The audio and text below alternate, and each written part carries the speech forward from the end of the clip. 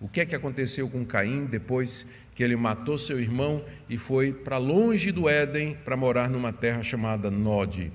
Nessa passagem, Moisés vai relatar os filhos que Caim teve até a 7ª geração, um homem chamado Lameque, que se tornou importante por motivos não muito famosos ou muito bons. Diz aí que Caim teve relações com sua mulher. O texto, a maneira como está escrito, é igualzinho ao capítulo 4, verso 1, e Adão teve relações com sua mulher. E a grande pergunta é, com quem Caim casou, não é? Essa é a pergunta predileta de muita gente. Ele encontrou a sua mulher na região de Nod, para onde ele havia fugido, e se casou com ela. Certamente era uma parenta dele, ou era irmã, ou era uma prima, ou era uma sobrinha. Lembrem que as pessoas viviam 800 anos ou mais naquela época, e Adão e Eva tiveram muitos filhos e filhas. Então, naquela altura em que Caim matou Abel e ele foge para a região de Nod, já havia um agrupamento, já havia gente, muita gente na face da terra. E Caim casou naturalmente com alguma parente dele. Não tinha jeito, no início houve casamento consanguíneo para que a humanidade pudesse se espalhar. Diz o texto aí, então, no verso 17, que a mulher de Caim ficou grávida e ela deu à luz a um homem chamado Enoque. E Caim constrói uma cidade com o nome do seu filho. Caim edificou uma cidade e chamou de Enoque o nome de seu filho. Final do verso 17. Como teria sido essa cidade? Não imagine assim que era cheia de prédios e arranha-céu, como você está acostumado a ver em Recife. Provavelmente era um assentamento composto de barracas ou cabanas feitas de material básico como barro, pedra, tijolo, argila, madeira, palha e cercada por uma muralha de pedras e tijolo exatamente para proteger Caim. Lembra que ele era errante, fugitivo e ele tinha medo de que ele seria morto. Então a cidade tinha como objetivo protegê-lo, né? Devia ter uma muralha, alguma coisa para impedir que chegasse alguém com intenção de matá-lo. A essa altura, Caim já não é mais lavrador, mas ele se torna um construtor de cidades. E ele deve ter fundado o assentamento, começado juntamente com sua mulher e seus filhos, e depois outras pessoas vieram e ali se formou a cidade de Enoque, cujo fundador foi Caim. Caim é o primeiro construtor da cidade, né? Ele começa uma civilização. E a partir daí a raça humana toda vai viver em torno de cidades. A urbanização da raça humana começa aqui. O conceito de viver juntos para proteção começa aqui com esse fugitivo da parte de Deus. Ele nomeia a cidade com o nome de Enoque por algumas razões que a gente pode imaginar. Primeiro, um desafio a Deus, porque Deus disse para ele, você vai ser errante na terra, você vai ser fugitivo na terra. E Caim disse, não, eu vou construir uma cidade e eu vou me fixar nessa cidade. Então, a construção da cidade já representa um desafio de Caim à ordem que Deus havia dado a ele. Segundo, ele desejava erradicar aquela maldição de que ele seria um andarilho por ter uma cidade onde ele morava. Terceiro, ele queria eternizar a sua posteridade, porque ele chama a cidade de Enoque, que é o nome do seu filho mais velho. Quarto, ele queria criar para a sua raça e para a sua descendência um ponto de referência, um ponto de unidade. E você percebe agora que em Caim e sua descendência, o foco é a própria humanidade e as suas conquistas, a humanidade e as suas conquistas. Mais adiante, vai ser de outra cidade, que também é da descendência de Caim, que se fará uma torre para alcançar os céus em desafio a Deus, que vai ser a cidade de Babel. A cidade de Babel vai ser construída por esses aqui, por essa descendência aqui, numa tentativa de desafiar a Deus e chegar até a presença dele. Nós temos um tablete de barro que foi preservado e que os arqueólogos descobriram, datando de 1000 e poucos anos antes de Cristo, que é chamada a Lista dos Reis Sumérios. E essa lista, que é muito antiga, esse documento é muito antigo, você pode procurar na internet, tem até foto dele. é como se fosse um pedaço de vaso, né, que foi preservado, escrito em uma linguagem muito antiga, diz que os grandes reis que dominaram a terra antes do grande dilúvio, isso aqui não é Bíblia, isso é a lista dos reis sumérios, né?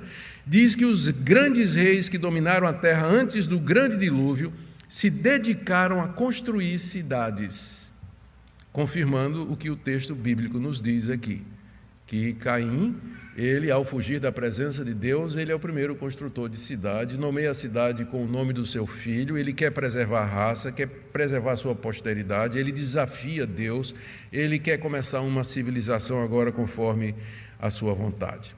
O texto continua e no verso 18 Moisés diz que Enoque gerou Irade, e Irade gera Meujael, que é pai de Metusael e que é pai de Lameque. Interessante, né? O nome Enoque gera Iraque por Irade, porque até hoje tem duas cidades no sul da antiga Mesopotâmia com os nomes de Erec e Eridu, que os arqueólogos identificam como sendo cidades fundadas em homenagem aos filhos de Enoque. Parece que ficou tradição, né? Caim nomeia a cidade que ele funda com o nome do seu filho, e o seu filho nomeia a próxima cidade com o nome do seu próprio filho também. Então tem duas cidades no sul da Mesopotâmia, hoje Iraque, né? Que tem esses nomes que são muito parecidos com esses nomes bíblicos aqui, mais uma vez a arqueologia apontando para o relato bíblico. O relato para em Lameque, está contando a história dos filhos de Laim, mas para em Lameque, porque de entre os descendentes de Caim, ele se destaca por ser o pai de alguns desenvolvimentos morais e culturais importantes na história da raça humana, como eu vou mostrar agora. Primeiro, Lameque, lemos aí de 19 a 24, que era descendente de Caim, tataraneto provavelmente, introduz a poligamia. Verso 19, Lameque tomou para si duas esposas, o nome de uma era Ada e o nome da outra era Zilá. Ele tomou para si duas mulheres. Até então, o costume era o casamento monogâmico, um homem e uma mulher, porque esse era o padrão do Jardim do Éden. Foi assim que Deus criou, foi assim que Deus fez, e até agora era assim que funcionava. Mas Lameque introduz essa novidade, que é casar com duas mulheres, em vez de casar com uma, como era o padrão determinado por Deus. E a maneira como Moisés escreve aqui sugere que foi uma decisão autoritária e consciente, porque diz assim que Lameque tomou para si. Foi algo que ele fez. Ele disse, eu quero essa e eu quero essa. Ele tomou para si duas mulheres, contrariando o padrão bíblico, e introduz uma nova prática na humanidade, como fruto da rebelião e da arrogância dos descendentes de Caim. Interessante o nome das mulheres. Ada significa pérola e Zilá, melodia. As duas primeiras mulheres, então, o primeiro casamento bígamo que nós encontramos é esse aqui. Alguns filhos dessas duas mulheres se tornaram precursores de avanços tecnológicos no início da nossa civilização. Verso 20 a 22, lemos aqui. Ada, a pérola, deu à luz Jabal, que foi o pai dos que habitam em tendas e possuem gado. O nome do seu irmão era Jubal, que foi o pai de todos os que tocam harpa e flauta. Primeira mulher de Lameque, chamada Ada, ela gera Jabal e Jubal. Jabal, diz aqui Moisés, ele é o pai dos que vivem em tendas e criam gado. Até então, Abel era pastor de ovelhas. Mas agora a palavra gado é mais extensa, inclui camelo, inclui bovinos, inclui todo tipo de quadrúpede ou animais domésticos, não é? Já é um avanço. E esse pessoal aprendeu a viver em tendas. Então, Jabal, ele foi o pai das tribos nômades, dos povos nômades que andavam pela terra com seus rebanhos, morando em tendas. E a gente lembra muito dos árabes nos tempos antigos, não é, que tinham essa prática naquela região do deserto. Então isso tudo começa com Jabal. É interessante que durante um bom tempo, Abraão, Isaque e Jacó viveram dessa maneira em Canaã. Uma vez que eles não tinham um local fixo, Abraão era um nômade com tendas e gado que passava de um lugar para o outro. Mesma coisa seus filhos, porque eles não tinham ainda um local fixo na terra de Canaã. Isso até eles irem para o Egito, onde se tornaram escravos. O segundo filho de Ada é Jubal, que é o pai dos músicos, que tocam harpa, que pode ser traduzido como lira, e flauta, que eram os dois instrumentos mais populares no Antigo Oriente. Então, aqui você tem o início não da música, porque é provável que Adão já sabia cantar, né? Cantar faz parte da natureza humana, mas Jubal foi o primeiro a construir instrumentos musicais para acompanhar o canto. A princípio, quem sabe, para alegrar as festas, para alegrar as orgias, as danças e talvez o culto aos seus deuses, porque esse povo rejeitou Deus. Esse povo não queria saber do Deus lá de Adão, o Deus não queria. Então, naturalmente, eles inventaram os seus próprios deuses, tinham lá o seu culto falso e talvez a música foi desenvolvida, inclusive com esse propósito. Mas é interessante a graça de Deus. Séculos depois, Davi cria instrumentos de música para usar no culto do verdadeiro Deus. Mas a origem dos instrumentos não foi na semente santa, mas foi exatamente na semente de Caim, através de Jubal.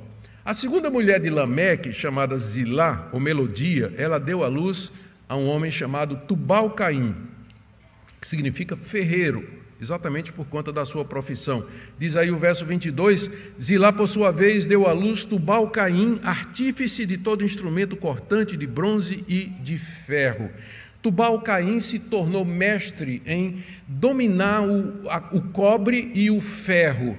A arqueologia nos diz que o domínio do cobre, de fato, é muito antigo. Do ferro já seria mais recente, embora que há indícios de que manipulação do ferro bem mais antiga, mas de meteoritos, ferro extraído de meteoritos em vez da extração natural da rocha e assim por diante. Mas Tubal-Caim, ele aprendeu a extrair cobre, a extrair ferro e manusear esses instrumentos, a princípio considerando a descendência de Caim para motivos de guerra, não é? Porque fala aqui de instrumentos cortantes, mas também poderia ser de instrumentos para a lavoura, para a agricultura e por aí vai. Então, é na descendência de Caim que começa a aparecer a manipulação de materiais como o cobre e o ferro, a metalurgia, né? A metalurgia começa ali com ele.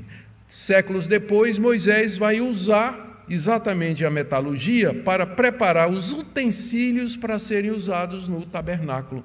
As pás, os copos, as taças, as bacias, o altar, tudo isso precisava de gente que sabia manipular esses materiais, e a origem disso é Tubal-Caim, que é um descendente de Caim. Esses movimentos tecnológicos e avanços culturais, entretanto, eles disfarçam alguma coisa. Primeiro, o silêncio absoluto sobre Deus.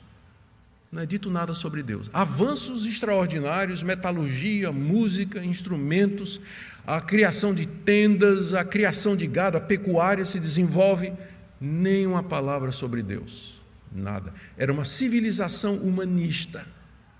O homem está se organizando, ele está se valendo dos recursos naturais, de toda a maravilha da criação que Deus fez, mas esqueceu do Criador.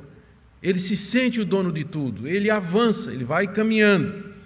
Segundo, você percebe a crescente autoafirmação humana. O homem é o senhor do seu próprio destino. Ele constrói cidades, ele manipula os elementos naturais. Você percebe, em terceiro lugar, o avanço de uma civilização desenvolvida, mas onde não tem religião verdadeira. Familiar? É exatamente o retrato do Estado moderno. É exatamente o retrato da nossa civilização científica, tecnológica, entretanto ateísta e materialista. Bem disse Salomão, não existe nada novo debaixo do sol. O que você tem aqui é um retrato do que seria a civilização humana. A partir daqui é isso.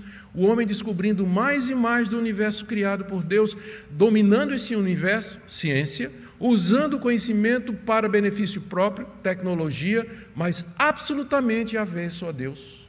Não quer saber de Deus, se desconectou de Deus. Se desconectou de Deus.